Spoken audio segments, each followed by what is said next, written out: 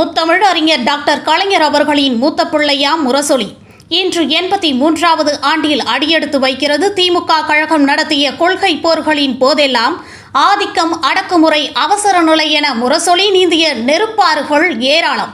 கலைஞர் அவர்களால் கையெழுத்து பிரதிநிதியாக தொடங்கப்பட்ட முரசொலி இன்றைக்கு டிஜிட்டல் வடிவிலும் கொள்கை முழக்கமிட்டு வருகிறது.